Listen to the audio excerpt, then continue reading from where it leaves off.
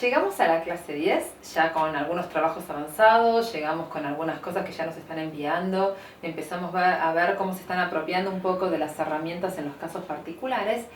Y la idea hoy es empezar un ejercicio de reflexión de cierre que va a tener que ver con cómo empezamos a analizar nosotros nuestros resultados visuales en estas claves teóricas que proponemos.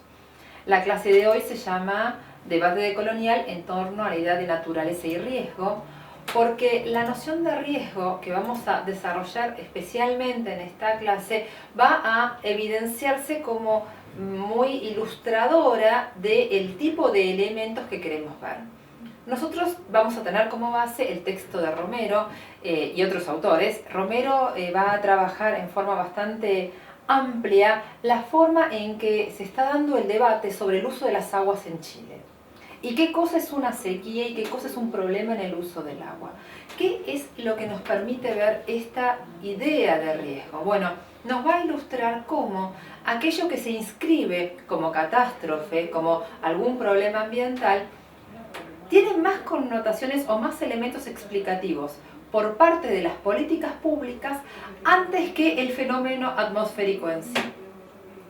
En nuestro caso, esto tiene muchísimo que ver con nosotros, porque nosotros vivimos en un cordón montañoso que no solo es visto como una muralla o tiene el problema de la frontera, es también un lugar lleno de volcanes, es un lugar con múltiples precipitaciones, es un lugar con diferentes problemáticas ambientales que se van sucediendo a lo largo del tiempo y de hecho las memorias locales, las periodizaciones, están organizadas en función de esas catástrofes ambientales. Por ejemplo, la nevada del 84, la nevada del 95, la ratada del 2010, bueno, los volcanes del 2011, cada uno de estos fenómenos impacta muy fuertemente en la forma en cómo se ve.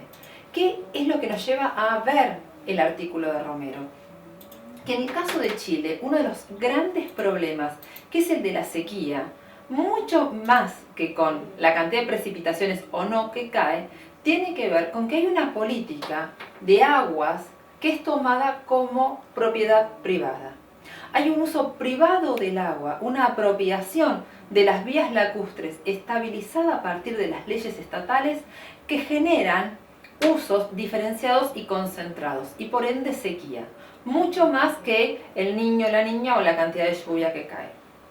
Entonces, cuando vemos los procesos sociales, económicos, políticos, no solamente a lo largo del tiempo como los hemos visto, sino cuando los cruzamos en la definición respecto de qué cosa es una catástrofe, nos encontramos que el momento de catástrofe ilustra justamente el desorden que permanentemente existe en estos escenarios.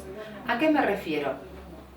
Que lo que llamamos monstruosidades, estas formas de organización alternativa, estas formas diferentes de desarrollo económico, de prácticas reproductivas, todo lo que queda, digamos, por fuera de lo oficial, se descubre como la base de la resiliencia en los momentos de catástrofe. ¿Qué fue lo que sostuvo la economía? Por ejemplo, en la gran crisis económica del 2001, el trueque.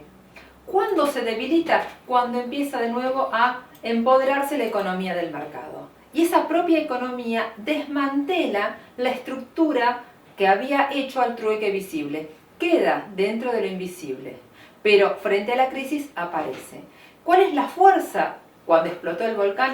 Las redes solidarias, las producciones domésticas, mucho más que cualquier otra producción, usualmente invisibles y sin consideración.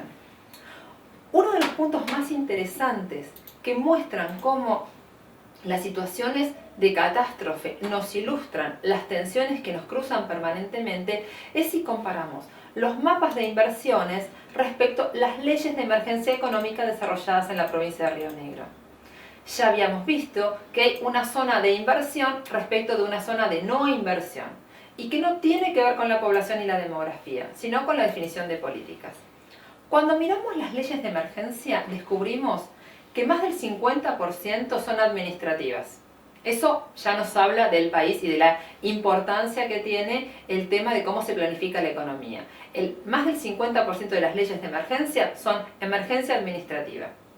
Emergencia económica, falta de fondos, tratar de conseguir. Pero no tiene nada que ver con lo ambiental. El resto sí tiene que ver con lo ambiental. Pero están ubicadas justo en esa franja que es el espacio denominado productivo. Hay muy pocas leyes de emergencia relacionadas con la línea sur y prácticamente ninguna con la zona andina. De los volcanes, excepto la explosión del 2011, no tenemos ninguna referencia en las leyes de emergencia. En cambio, tenemos una ley de emergencia por cada una de las caídas de granizo en las zonas de producción del Alto Valle, Valle Medio y Bajo.